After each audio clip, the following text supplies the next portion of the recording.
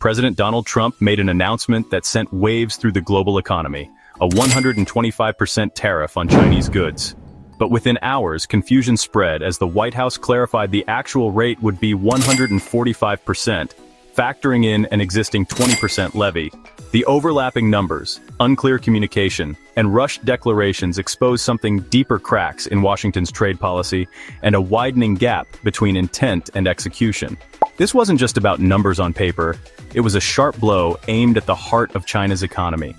Small and medium-sized businesses, which account for 60% of China's exports and nearly 80% of private sector jobs, took the hardest hit.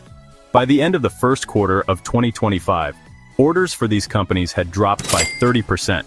Factories that once ran at full capacity now sit half-empty, scrambling to survive under rising costs. The ripple effect didn't stop there. Foreign businesses, spooked by the turbulence, began quietly shifting production away from China. Some moved to Southeast Asia, others pulled out entirely. China, sensing the walls closing in, didn't flinch. Instead, it escalated.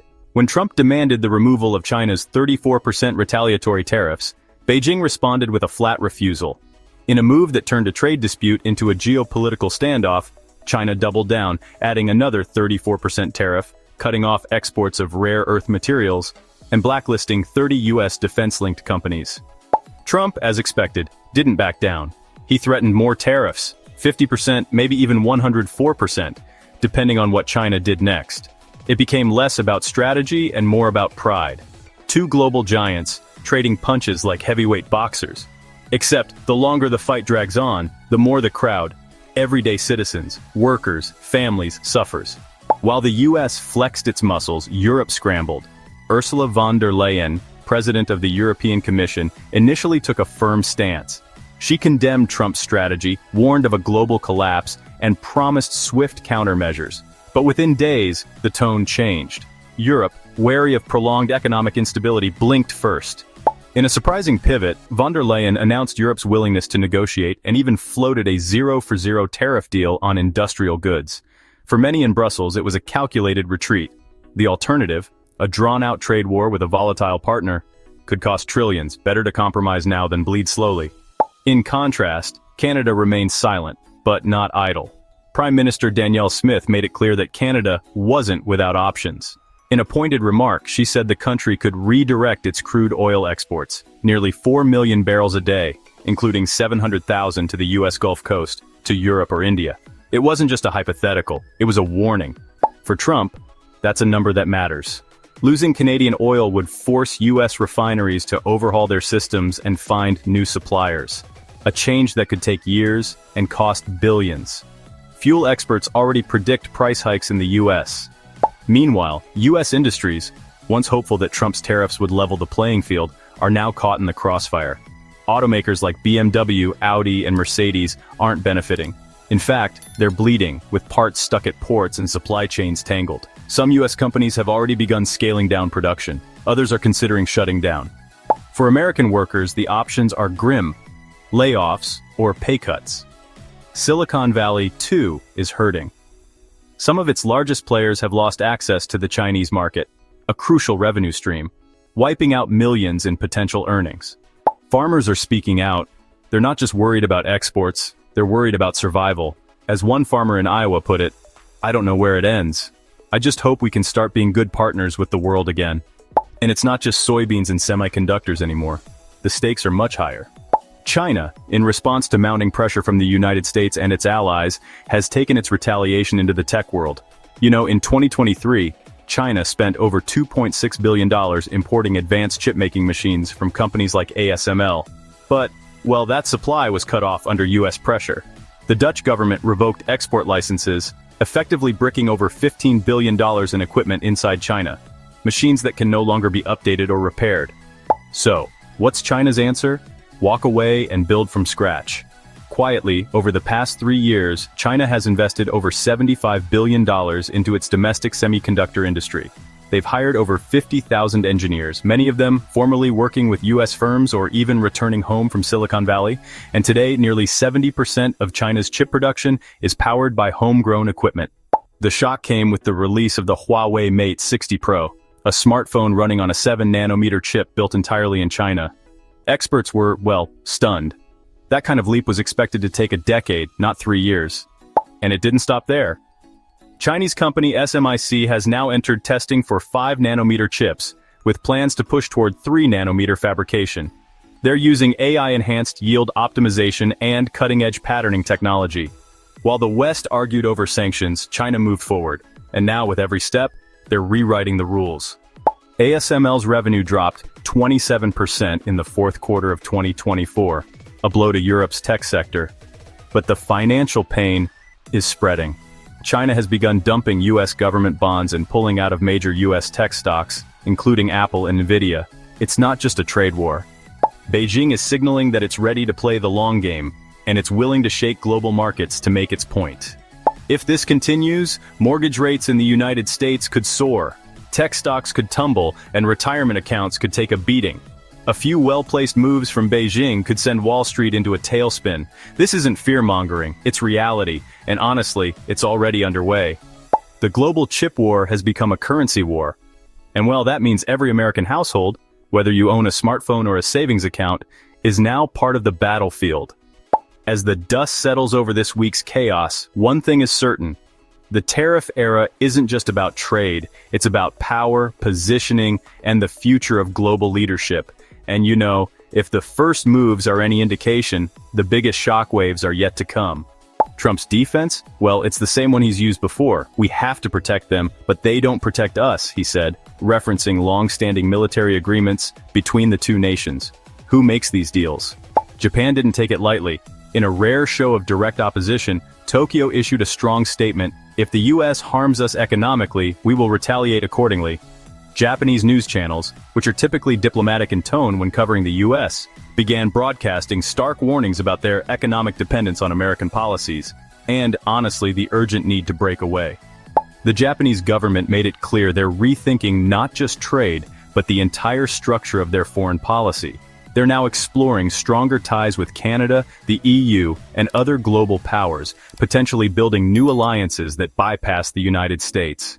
For Washington, this isn't just a diplomatic loss, it's a potential unraveling of influence in the Pacific. The economic ties between the U.S. and Japan run deep. Over 1 million Americans are employed by Japanese firms, most of them in manufacturing hubs across the Midwest. Japan has also been the largest foreign investor in the U.S. for 4 consecutive years. If that relationship fractures, it's not just jobs that are at risk, but strategic military cooperation too. Japan is also ramping up defense spending, accelerating investments in military tech. That means fewer contracts for American defense giants like Lockheed Martin and Raytheon, and more opportunities for European firms. In quiet circles of the Pentagon, there's concern.